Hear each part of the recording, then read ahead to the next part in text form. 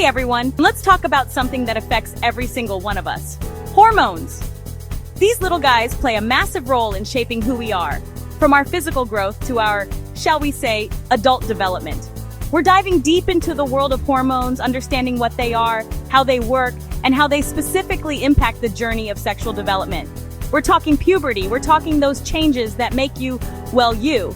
So, whether you're just starting to experience these changes, want a refresher on the science, or just love learning about the incredible human body, stick around. Hit that subscribe button, and let's unlock the secrets of hormones together. Alright, first things first, let's break down what hormones actually are. Imagine a complex communication network inside your body. That's your endocrine system. Hormones are the messengers of this system. These hormones are produced by different glands like the ones you see here, and they travel through your bloodstream to different parts of your body, giving instructions and triggering specific actions. Think of it like a chain reaction. One gland sends out a hormone, it reaches its target organ or tissue, and boom, it sets off a specific process, whether it's growth, metabolism, or even your mood. Now, when we talk about sexual development, we're focusing on a particular group of hormones called, you guessed it, sex hormones. These guys are the masterminds behind the incredible transformations we go through during puberty and beyond. We're talking about the development of breasts, the deepening of voices, hair growth in certain areas, you know, the works. These changes are all orchestrated by a delicate dance of hormones. But it's not just about the physical changes. Sex hormones also impact our reproductive health, our energy levels, even our emotions. They're pretty powerful stuff. And here's the thing, everyone produces a mix of these hormones, regardless of gender. It's the balance and interplay of these hormones that makes all the difference. So whether you identify as male, female, or anywhere in between, understanding how these hormones work is key to understanding your own body and its incredible capabilities.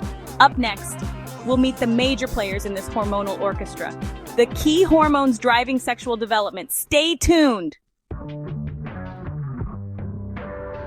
All right, let's meet the stars of our show, the hormones that really take center stage during sexual development. First up, we have estrogen, often referred to as the female hormone. Now, while estrogen is crucial for female development, remember everyone produces it to some degree. But in females, it's the dominant force behind those classic puberty changes. Estrogen is responsible for the development of breasts, the widening of hips, the regulation of the menstrual cycle, and maintaining bone and skin health. But hold on, estrogen does more than just that. It also plays a role in bone health, keeping our hearts healthy, and even influencing our mood. Fun fact. Did you know that estrogen is also important for male fertility? That's right, guys, it helps with sperm production. Next up, we have testosterone, often dubbed the male hormone. And you guessed it, while it plays a key role in male development, females produce it too. For guys, testosterone is the driving force behind the physical changes during puberty, like muscle growth and that voice drop that can be quite the surprise. Testosterone is responsible for the growth of facial and body hair, the deepening of the voice, the increase in muscle mass, and sperm production. But testosterone isn't just about building muscles. It also contributes to bone density, energy levels, and even plays a role in sex drive for both men and women. Did you know? Testosterone levels naturally decline with age, which is why maintaining a healthy lifestyle is so important as we get older. Last but not least, we have progesterone, another essential hormone in the world of sexual development. Now, progesterone is primarily known for its role in the female reproductive system. This hormone is all about preparing the body for pregnancy, from thickening the uterine lining to supporting a fertilized egg. Progesterone is responsible for preparing the uterus for pregnancy, maintaining early pregnancy, and regulating menstrual cycles. Fact check. And yes, men, you produce small amounts of progesterone too. It helps regulate testosterone levels and plays a role in sperm health. So there you have it, our hormone headliners, each one with its own unique role to play in the grand scheme of sexual development. Chapter 3. Puberty, when hormones take the wheel. Okay, we've met our hormone players. Now let's talk about the main event, puberty. This is where those hormones we just talked about really step into the spotlight, triggering a cascade of changes that transform us from kids to, well, adults. Now, puberty is different for everyone, and it happens at different times. Some of us start earlier, some of us later, and that's totally normal. But what's fascinating is the intricate chain reaction that sets this whole process in motion. It all starts in the brain, specifically in a region called the hypothalamus. This tiny but mighty part of the brain acts like a conductor, sending out signals that kickstart the whole puberty process. The hypothalamus releases GnRH, or gonadotropin-releasing hormone. GnRH is like the messenger that travels to the pituitary gland, another important gland in the brain. This tells the pituitary gland to release LH, or luteinizing hormone, and FSH, or follicle-stimulating hormone. LH and FSH are like the directors, giving specific instructions to the gonads, which are the testes in males and ovaries in females. And this, my friends, is where the magic happens. The gonads, prompted by LH and FSH, start producing those key sex hormones, testosterone in males and estrogen in females, leading to all those changes we associate with puberty. Girls usually enter puberty between ages 8 to 13, while boys start between 9 to 14. But remember, everyone develops at their own pace. So the next time you see someone going through puberty, remember the incredible hormonal symphony happening inside their bodies.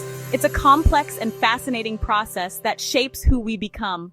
But what happens when those hormones aren't quite balanced? We'll explore that in our next chapter. Stay tuned. Chapter 4.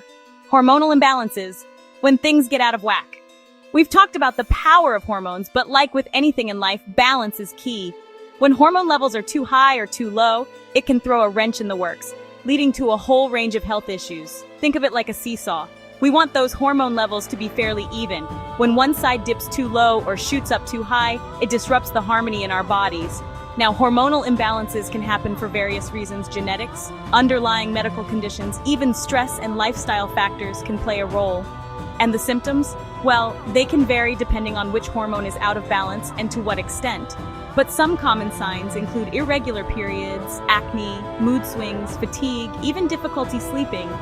Common issues include low estrogen, which can lead to irregular periods and weak bones, high testosterone in females, which can cause excess facial hair and acne, and low testosterone in males, which can result in fatigue, low libido, and muscle loss. Now, I know talking about hormonal imbalances might seem a bit scary, but here's the good news. Most of these imbalances are treatable. If you notice any unusual symptoms or changes in your body, don't brush them off. Talk to your doctor. They can run some tests, figure out what's going on, and come up with a plan to get those hormone levels back on track. Remember, knowledge is power. The more you understand about your hormones and how they work, the better equipped you are to advocate for your own health and well-being. Up next, we'll discuss some practical ways to support hormonal balance through lifestyle choices. Don't miss it! Chapter 5. Hormone Harmony, Tips for a Balanced Life.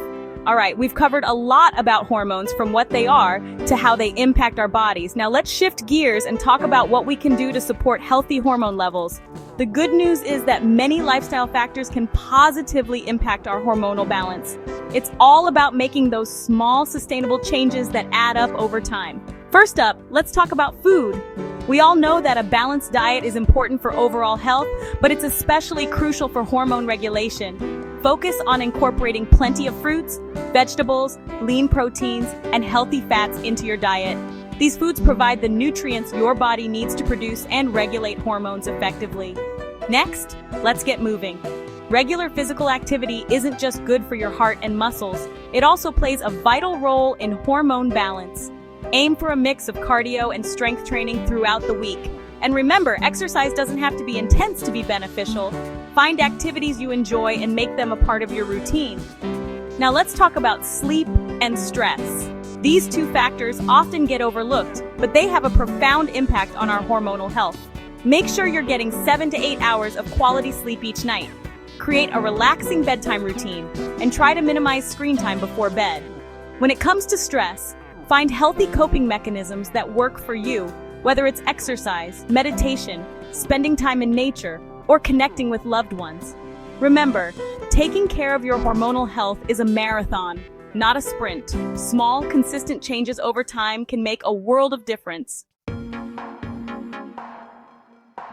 That's it for today's deep dive into the world of hormones.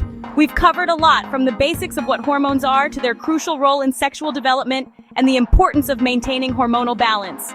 I hope you found this journey insightful and empowering. Remember, knowledge is key when it comes to understanding and taking charge of your health. If you enjoyed this video and learned something new, give it a thumbs up, hit that subscribe button, and share it with your friends. Let's keep the conversation going in the comments below. What surprised you the most about hormones? What questions do you still have? Let me know.